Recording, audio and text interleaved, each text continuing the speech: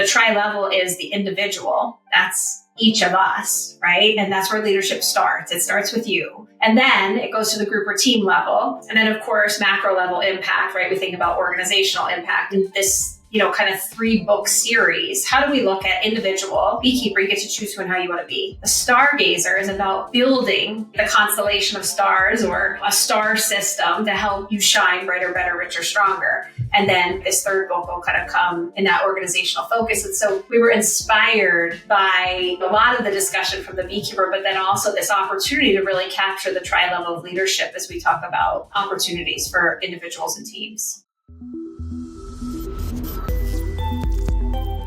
Michael and Katie, I'm so excited to have you today to talk about the amazing sort of work you've done around leadership and the book you've written. So thanks for joining. Thanks for having us. Yeah, Vince, thanks for having us. It's great to be here.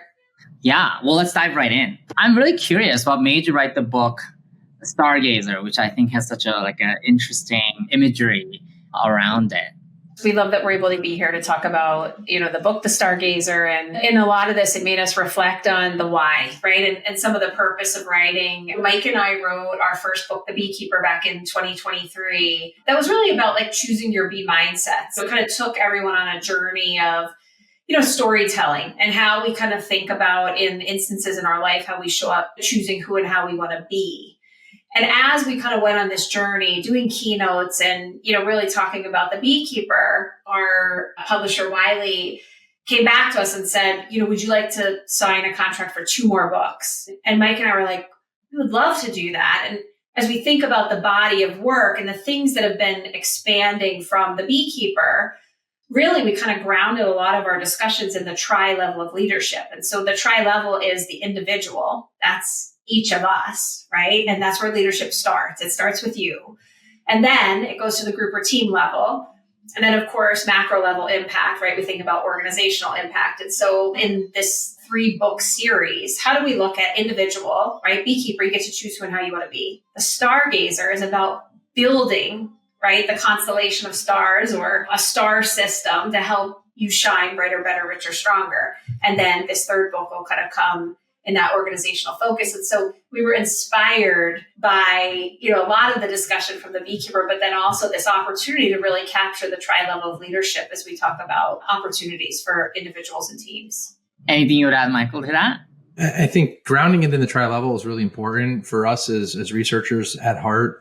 I think understanding really what makes leadership at the individual, group, and team, and then organizational level is foundational. And that's really kind of the core thesis of our book. As we think about unleashing the brilliance of building brighter teams at the group level, how do you encourage individuals to think more just beyond themselves and think about how they can collectively unleash the brilliance of others? And that's where we propose some of our really unique frameworks in this book, specifically the Compass framework, which I think we'll talk about. But that's the core thesis. It's how do you as an individual turn the mirror, reflect on yourself, but use that reflection to unleash the brilliance in others. I love that. And we will definitely dive into the Compass framework in a little bit more detail, but I'd be curious if you can share maybe a 1-line summary of the core thesis of the book. And in particular, also, how did you land on the metaphor of star and constellation to bring that point out?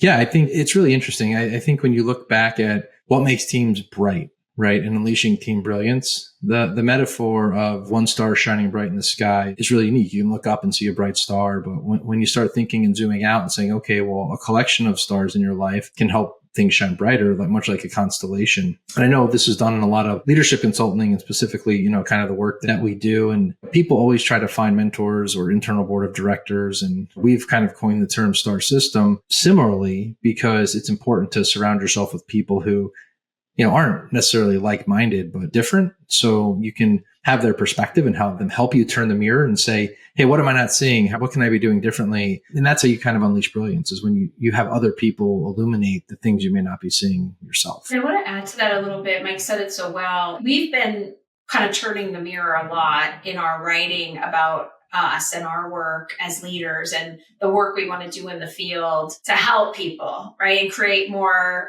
pollinators and create more opportunities, for people to rise, or even, Vince, the space of helping people get out of their own way. And in many ways, Mike and I are so different. And so the way that we look at a problem or a solution, the way that we have conversations, the way that we want to be given constructive feedback. Like, we could not be more different.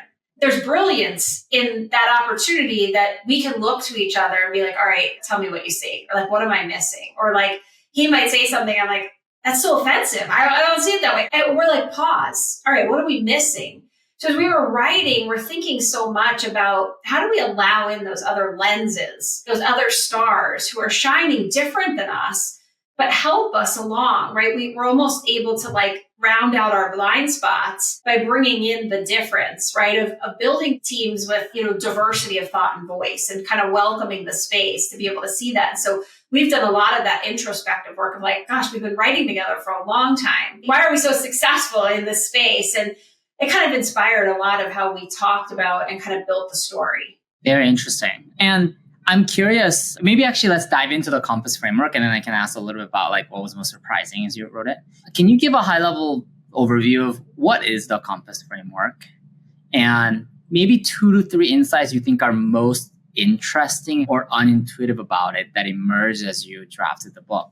We'll both talk about this because it's kind of foundational to our book. In both of our books, at the end of the books, we propose a leadership guide. So for listeners who are like, why should I read this book? It's like almost a practitioner's guide. And, we're thinking about charting your course and finding your true north and navigating the challenges of, leadership individually and at the team level and at the organization level. We realize that most individuals, if they don't have a compass to help find the way, can struggle. So we basically use compass as an acronym, and it really encompasses a number of key elements. And we'll start with the C, and that's choose your B mindsets. Katie mentioned the beekeeper, where we get to choose who and how you want to be. And choosing your B mindsets is really important. And that's the first piece of the compass framework. And then the second O is open your eyes, mind, ears, and heart. Like, we have to be willing to listen to understand, listen to what other people's feedback are. We mentioned it a little bit earlier that having those people around you that can help you see that are really important. And then meaningful work. Most people go to work. It's very monotonous. It's the same thing, high levels of stress and anxiety. But if you can find meaning in your work and what you do,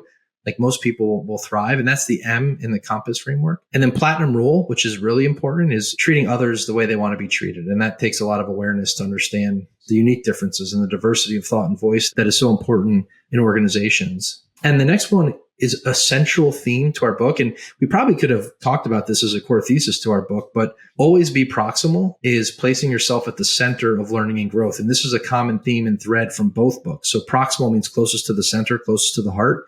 And we encourage people to demonstrate this behavior, because when you can place yourself at the center of your own growth, your team's growth, and your organization's growth, people thrive. And that would be the A in compass. And the last 2 S's are being solutions focused. And so how do we not see problems and challenges and the things that are getting in our way? And how do we see more solutions to help us navigate the difficulty? And the last S is what Katie mentioned, and that's shining brighter and stronger together. And that's really where you need your star system. So in a nutshell, that's the compass framework. And we take people on a leadership journey in the guide and a leadership experience to understand how they can apply some of these in their organizations today and teams. As you share this framework, it makes people both think internally and then those around them. Which ones seem most often to be well already practiced by a lot of people?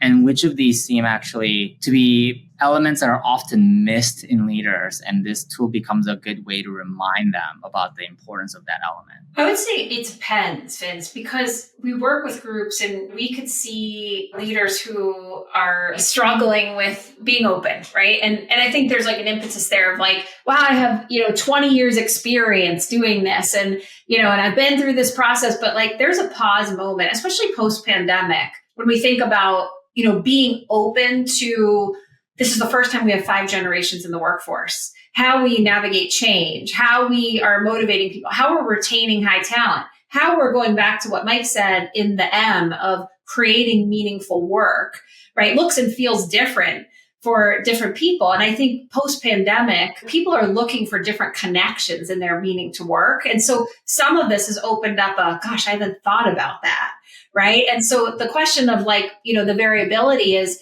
in every time Mike and I are talking about it, we're getting aha moments from people. One of the things that's been a theme with both books is when we think about something like platinum rule, and we just did a keynote with a group of 75 educators who adopted their book in the school. And we asked everyone in the room to unlearn the golden rule. And they were like, what? You want us to unlearn the golden rule, treat others as you want to be treated? We're like, yeah, people don't want to be treated the way you do, right? We want you to think about enacting platinum rule, which is to treat others as they want to be treated, right? And so there's some like aha moments for people. It's like, wow, I'm trying to show up being kind and treat people the way I want, but that doesn't always land. And so we're opening up conversation of like maybe misalignment of intention and impact, right? My intention is I want to help you, I want to motivate you, but the impact might be like, I just took the wind out of your sails or I left you completely deflated and that wasn't my intention. So how do we, using the compass framework, and you said this so well, there's an introspective aspect, but there's also a what's going on with you? How am I paying attention to the social cues and where can I right size to be agile enough to know how to respond? I'm curious, like, it looks like you work with different kinds of organizations. You mentioned actually like a educator network. Sometimes I think you work with, corporate environments and so on. What draws a team or a group to engage you and like actually adopt the compass framework? Like, what's the problem or opportunity that you're trying to, tackle with it? Well, first, thank you again for having us on here because I'm hoping that this podcast opens up. The book just launched in March, right? And so, we have a lot of people who are reading and, thinking about ways to use it. Mike and I are kind of in the infant stages of doing keynotes and, the adoption of the compass framework. But, we've worked with, to your point, next week I'll be with, a group of 65 sales people, right? And they're going to be adopting compass framework and thinking about how they could use the book going into their busy season. Last week we were with educators. We have a lot of educators that actually adopt our books and kind of change the theme of their school year around the, themes in the book and thinking about ways that they can get everyone engaged there. We've worked with lawyers, right? We've worked with corporate America, but there's a space there of, I think, this draw to, a lot of the body of work that you do is how are people thinking about leadership development? How are people thinking about the opportunity to show up better and to be agile enough to navigate change? And a lot of the writing that we do in storytelling, we try to make things resonant with people, that there's like easy applicability, that you can read it and kind of take it back to work tomorrow, right? Read it and say like, I can make this small change today and, not overcomplicate, I think, some of these opportunities for people to say like, yeah, I could do that. I could lean into it.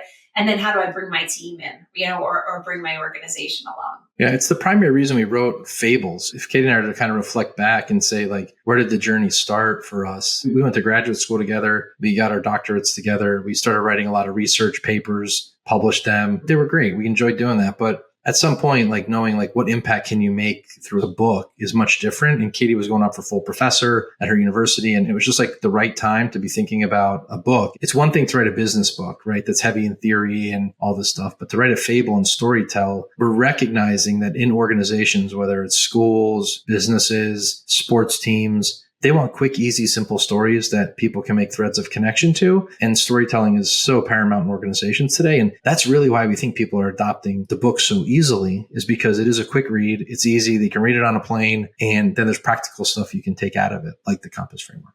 There are a lot of different schools of leadership frameworks that, people have read about. And many of them actually hit on similar aspects, but bring slightly different lenses to them and so on. What's the most unique or different aspect about your take on leadership that you didn't see in the market and really inspired to write this book? Yeah, it's a great question. Mike mentioned that, we went to graduate school together and, there was a heavy draw on our discipline when we think about organizational learning and leadership. This is like a scholar-practitioner opportunity to take learnings and immediately apply.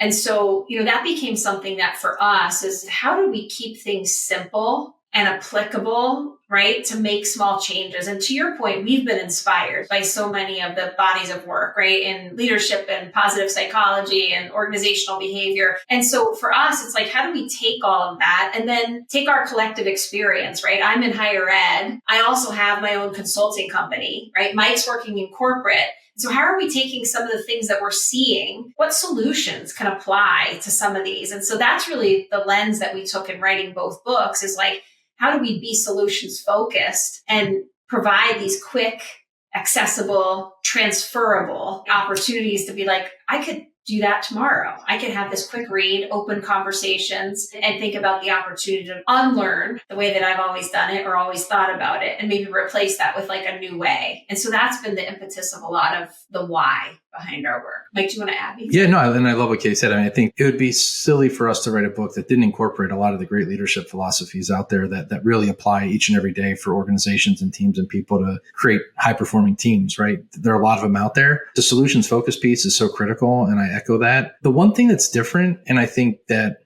listeners would appreciate, is that we introduce a new concept in both books, and we're trying to weave this concept in of the art of learning to be proximal. And if anybody's going to leave this podcast and remember one thing, I think it's that concept of what is proximal. And proximal means closest to the center and closest to the heart. And if teams and people and organizations realize, how do you get to that spot of placing yourself the center of growth for yourself, others, and organizations, we start becoming others focused, right? And that's what it takes to win. And so if we can guide people in any way through the Compass framework to say, hey, don't forget about this element of you can do all these great leadership things, but if you're focusing more on the we and how you're thinking about others, then there's much more propensity to succeed faster because you're welcoming and including diversity of thought and voice. Love that. Okay, actually would love to dive a little bit into the always be proximal piece, because I think to your point, it's kind of one of the differentiating messages that you're driving home. And it's also actually one of the less intuitive ones to grasp if you just like heard the words, right?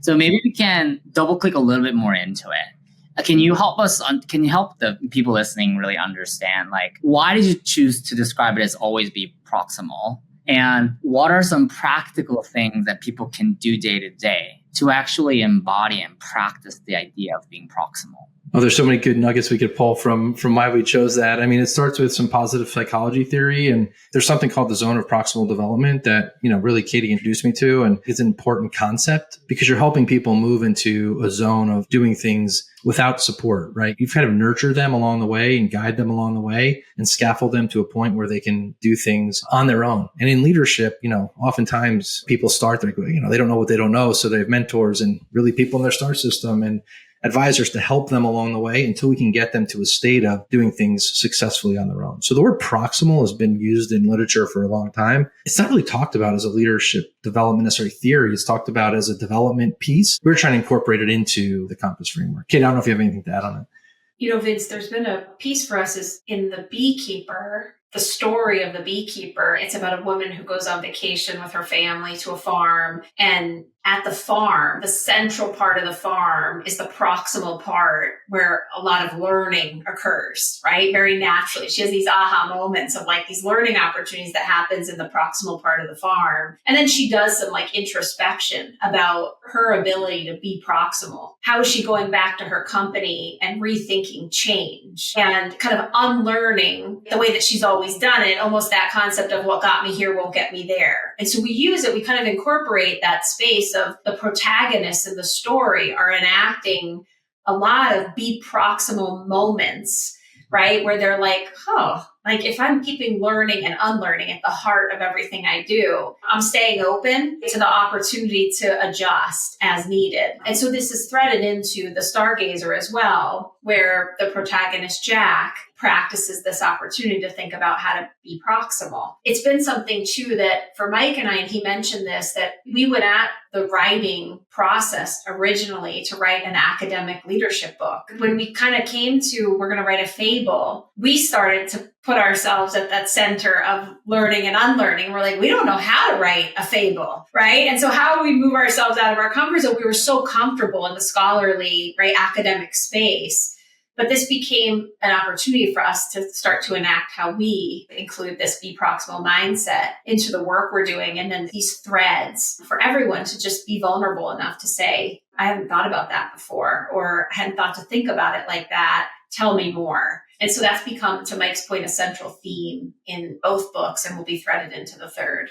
Yeah, we've been trying to get Be Proximal, hashtag Be Proximal to go viral now for a year or so. So we're trying, we're working on it. It takes a little while. But yeah, it's new, right? So we're trying to get the word out of like, how do I do this? And we want people to be curious and say, what does that mean? Just like you asked. I mean, that curiosity of like, what does that mean? That's what why people are calling us into their organizations to talk and say like, this makes sense in the book. Like, I want to bring this to my organization. The idea of learning and people having to constantly learn, I think, is often talked about, especially in today's age, but using a different word and kind of like framing to probably bring new light into the concept of learning and unlearning. You mentioned how being proximal also means like being closer to the center. Can you help understand like spatially, why is it important to be close to the center? What is the center? And why is it the place that learning and unlearning happens, so that the listeners can actually draw the linkage of the meaning of proximal and why that's a place where growth happens? It's such a good question. And it's actually like a medical term, right? So if you think about proximal in a sense, if you were to go in the dictionary, probably a couple different definitions. And one of the definitions would be a medical related definition, meaning closest to the heart. So when they're talking about locations in the body, they would say this is proximal to your knee or proximal to your hip. Basically what they're saying is that it's closer to the heart, right? And that's what really the word proximal is designed to illuminate for everybody, is that when you're thinking about the heart, you're thinking about human beings and you're thinking about what people need and others focused, then you are able to think differently, right? It's not just about learning and unlearning. It's about like, no, like, let me take a minute. Like, what does this person need? How can I help them accelerate their development, their growth? Maybe they're not unlearning. They're not turning the lens on themselves. And maybe we need to have a conversation about, what are the things they're not seeing? How can I put the right resources or mentors or people and help them illuminate their star system? And that's really what we encourage people to do. That's where it originated from. Not only a medical term, but it is a positive psychology term or a term in learning about the zone of proximal development. There's an equally good thread there. Katie, I don't know if you have anything to add. Mike said it so well, Vince, but I think we want to make it about the human element of like at the heart of what you do, right? Keep learning and unlearning at the heart. We didn't even put on the front of the books that like we have advanced degrees, right? We don't put like we have a PhD, we have MBAs, but none of that, because when we show up at a space with people, we want to keep learning and growth at the heart of what we do. And if we show up in a room and like, you're the subject matter expert, there's a power distance that naturally exists in some of those places. But when we're enacting a be proximal environment, we're all at the center, learning together, thinking about the opportunities, how we can help kind of open our eyes and opportunities to see things in new ways, right? Mike and I, both of us are parents. He's the parent to 3 girls. I'm the parent to 2 girls. And I learned so much about leadership from my 2 young girls, right? And their perspective. And so I need to show up in a place of that be proximal mindset where like we really do keep learning and unlearning at the heart of everything we do. And we think about that impact and that opportunity to just be better tomorrow, right? How do I author my story in a way that I just want to be better than I was yesterday? And if we're not learning, right, we're not growing. Interesting. Yeah. Okay. I love that. There's another piece in your book that I thought was a really interesting sort of way in which you introduce, which is the last S, right? Where you talk about creating a star system and really thinking about the overall constellation rather than you just shining bright on your own. Can you share a little bit more about this idea of a star system? Like, what does it mean and why does it really matter today? Yeah. And, think about having like an internal board of directors, right? Or, people that they can call on that help mentor them. I've, over the years have built what we call a star system. This is really people who, and it goes back to something that we talked about earlier, people who can help offer me a lens that doesn't come natural to me.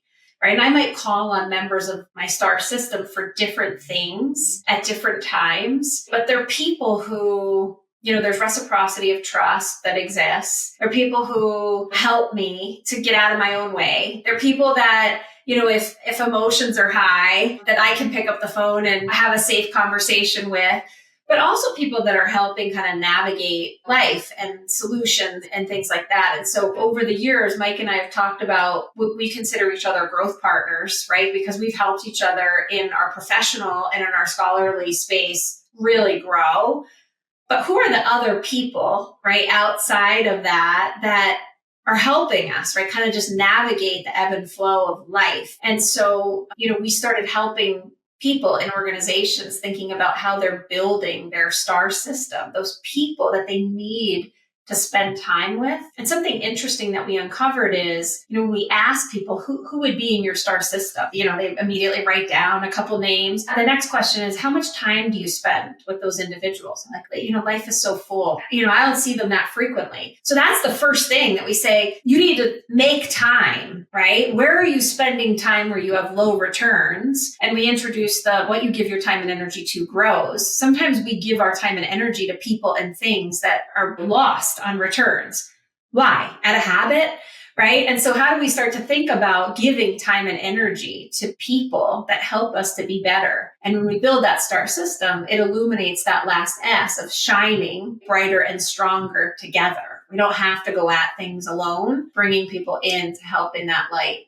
I mean, I think that everybody should be thinking about building their star system. One of the things we do get is like, if you're to take a moment and think about the term and you go outside in a dark night, we encourage people to be the brightest shining star in the sky. Like, we want people to invest in themselves, gain all the knowledge, skills, and abilities to be the most highest performing person in an organization. I mean, you've got to be intrinsically motivated to do that, right? That's talking about meaningful work. Like, what's driving you? What's fueling you? How are you shining bright in your organization? When you take a step back from that big star, like, there's other stars in the sky. And then how do you think about, like, I'm going to build my constellation here, and like all these stars around me are just going to illuminate something much brighter. And that's why we want leaders. And that's why if you have a star system, right, you can unleash other people's growth and development, because you're helping them in a way, to Katie's point, that they may not see. You're spending time with them and you're learning, you're being curious, and you're asking them to come in things with an open mind and open ears and heart. And so a lot of people are very individualistic sometimes and want to go out and be the best performer, but they forget about all the people around them that maybe could help them get further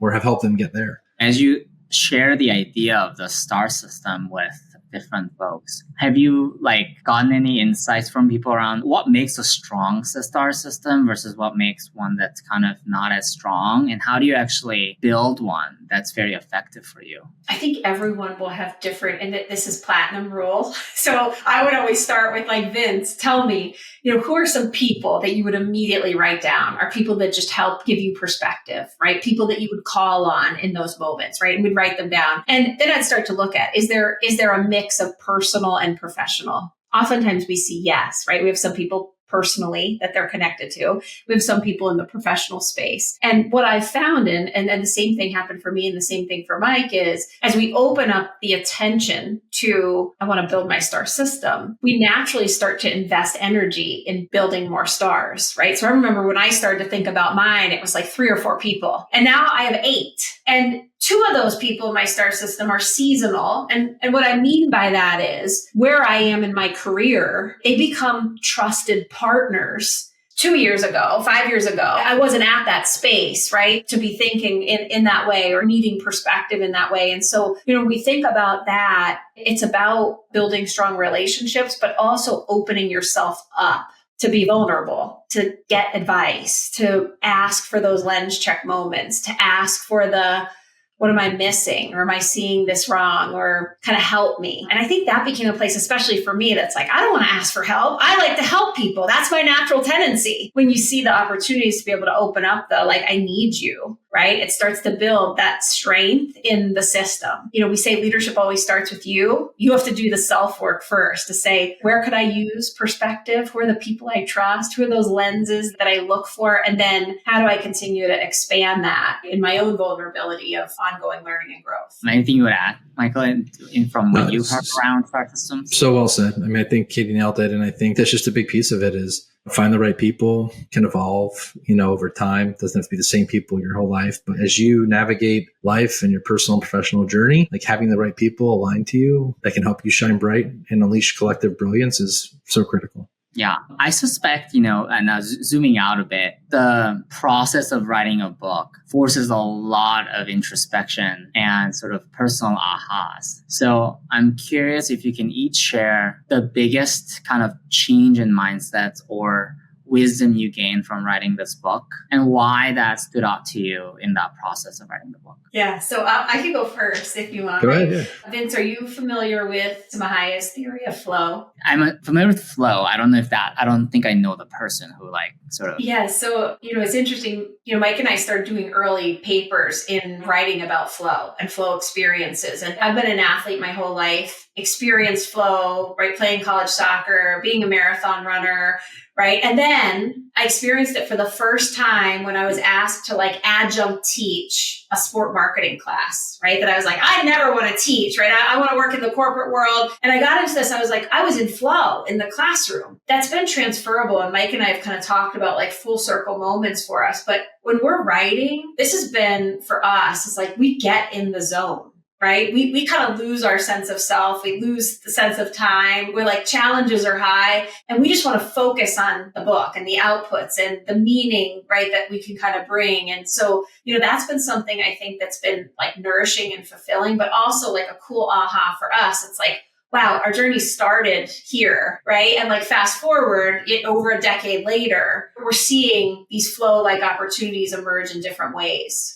So interesting. Yeah. I echo that. I mean, getting in the zone writing is so fun. And taking an idea from inception to final draft is super fun. I mean, it's super uncomfortable, to be honest with you. I'm not a very private person naturally, Vince. And so recognizing that okay, you're going to write a book because you want to write a book and it's part of a goal of yours. And then all of a sudden it's that book just doesn't magically go out and sell. So you got to do stuff like this on podcasts and get out on social media and start an Instagram account and a Facebook account. I had none of that. And so it's super uncomfortable for me. It's still uncomfortable for me sometimes. What I've learned is after we wrote our books, I've had more people come up to me saying that I want to write a book. It's something I want to do. Can you give me some advice? And the advice I give them is that be willing to get vulnerable and get out there because that's what really is going to help get your message out. There's so many books out there, but to have one hit the Wall Street Journal bestseller list, to have one hit USA Today, that's a result of us getting out there, spreading the message, building a network, and that's uncomfortable. So if I'm going to ask you, what did I learn? It's you got to be a little vulnerable and bring your authentic self and be willing to do the things maybe you wouldn't necessarily do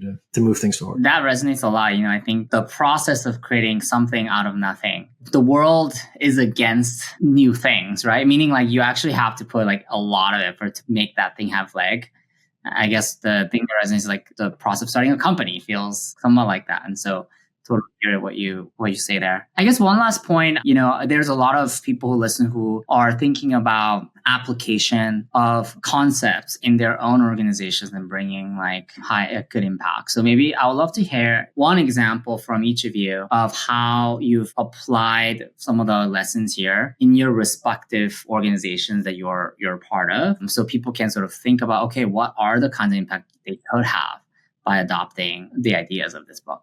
One of the things that I think both books provide, but I'll talk about the Stargazer here, is that allowing people to have some guardrails on how to do something is really important. There's so much stuff thrown at you in organizations on, you mentioned earlier, this type of change management process or this type of coaching model or this type of leadership framework. And it's synthesizing all that information into something so simple that can be used in the day-to-day.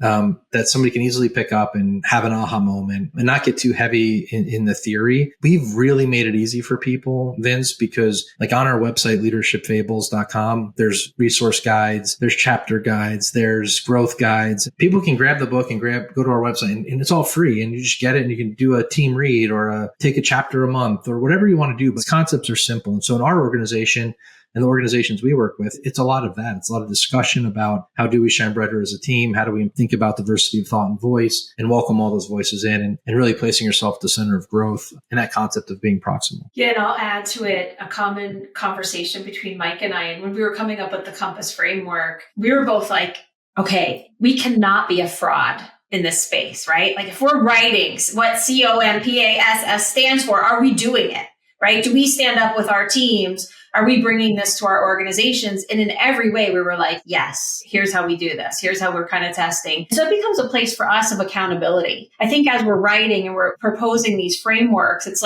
where are we seeing success for ourselves? Where am I seeing success in the consulting space and feedback that I'm getting back and, how we're helping people navigate change? And in all of these, you come to Mike's point, those quick, easily applicable. For us, it's like, and this goes back to our discipline. Of course, we want people to be like, God, I love them. They were great. We love their energy. And we learned a couple things. But more than that, what's the behavior change? And so for us, it's like getting to that level 3. And so 100%, we hold ourselves accountable to using each of the aspects of the Compass framework in a lot of different ways. But then how's that helping us in behavior change as well, right? How are we kind of pushing ourselves in that space to move out of our comfort zones to make sure that we're enacting it in the work that we're doing. Amazing. Well, congratulations on getting this book out. And I appreciate you joining and sharing a little bit the thinking that went into it, some of the core ideas that most resonate with you. And I hope that, people who listen to this, think about how they might apply some of the concepts to their own life. And I appreciate us connecting, and hopefully this is the start of more conversations like it. So thanks for taking Sure. Well, thank you. Thank you so much for having us.